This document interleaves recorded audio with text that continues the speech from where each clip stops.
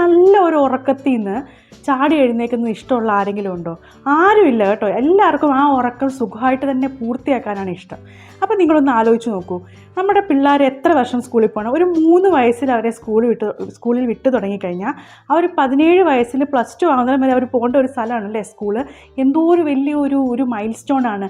എത്രയോ കാലം അവരുടെ ജീവിതത്തിൻ്റെ ഭാഗമാകുന്ന ഒരു കാര്യമാണ്. ചിലപ്പോൾ ഒരു ജോലി കിട്ടിയാൽ പോലും ഒരു സ്ഥാപനത്തിൽ അവർ അത്രയും വർഷം ജോലി ചെയ്യണമെന്നില്ല. അപ്പം അവർ ഏറ്റവും കൂടുതൽ കാലം സ്പെൻഡ് ചെയ്യാൻ പോകുന്ന ഒരു സ്ഥലമാണ് സ്കൂള്.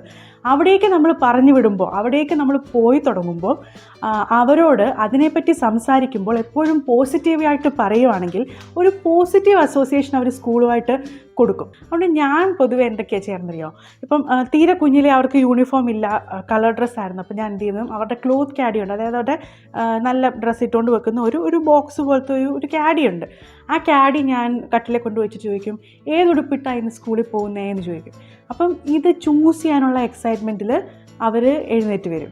അല്ലെങ്കിൽ ഞാൻ ചോദിക്കും, നമ്മൾ ഇന്ന് എന്തെങ്കിലും അവർ സ്കൂളിൽ സ്പെഷ്യലായിട്ടുണ്ടെങ്കിൽ, ഇപ്പോൾ കളികൾ കൂടുതലായിട്ടുള്ളൊരു ദിവസമാണ്, ഇൻ്റർനാഷണൽ പ്ലേ ഡേ ഒക്കെ വന്നപ്പം കുഞ്ഞുങ്ങളുടെ സ്കൂളിലൊക്കെ ഈ മറ്റേ സാൻഡിലും വെള്ളത്തിക്കളിയും ഒക്കെ ഉണ്ടായിരുന്നു. അപ്പോൾ ഇന്ന് അതുള്ള ദിവസമല്ലേ, അല്ലെങ്കിൽ ചിലപ്പോൾ ഫുട്ബോൾ കോച്ചിങ് ഉള്ള ദിവസമാണെങ്കിൽ അവർക്കത് വലിയ എക്സൈറ്റിംഗ് ആണെങ്കിൽ അതിൻ്റെ കാര്യം ചോദിക്കും.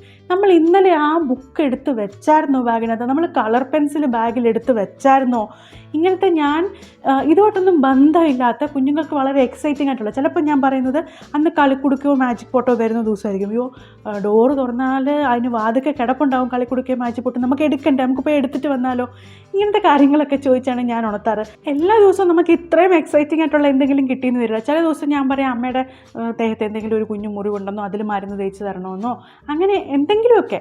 അല്ലെങ്കിൽ അമ്മുമ്മ മറ്റേ സ്നാക്സ് എടുത്ത് വെച്ചിട്ടില്ല, നമുക്ക് പോയി സ്നാക്സ് എടുത്ത് വെക്കാമെന്ന് പറയും.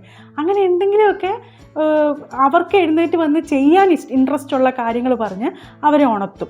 എന്നിട്ട് അത് ചെയ്യാനായിട്ട് അവരുടെ കൂടെ കൂടുകയും ചെയ്യും. അല്ലെങ്കിൽ പിന്നെ ഈ പറയുന്നതിൽ അർത്ഥമില്ല, നമ്മൾ പറയുന്ന കാര്യം ചെയ്യണം കേട്ടോ, അല്ലാതെ നമ്മൾ കളിപ്പിക്കരുത് അവിടെ. അങ്ങനെ കളിപ്പിച്ച് കഴിഞ്ഞാൽ പിറ്റേ ദിവസം അവർ ചെയ്യാൻ പറ്റില്ല. അപ്പം സ്നാക്സ് എടുത്ത് വെക്കാമെന്ന് പറഞ്ഞെങ്കിൽ അവരെ കൊണ്ട് സ്ലാബിലിരുത്തി സ്നാക്സ് എടുത്ത് വെക്കുന്നതിൽ കൂടെ കൂട്ടണം. അപ്പം നമ്മളത് സത്യസന്ധമായി തന്നെ ചെയ്യണം. അങ്ങനെ അവർക്ക് രാവിലെ എഴുന്നേറ്റ് വരുമ്പോൾ ചെയ്യാൻ ഇഷ്ടം തോന്നുന്ന എന്തെങ്കിലും ഒരു കാര്യം പറഞ്ഞുകൊണ്ട് അവർ ഉണർത്തുവാണെങ്കിൽ അവർ ഉണരുന്നത് എപ്പോഴും പോസിറ്റീവായിട്ടായിരിക്കും.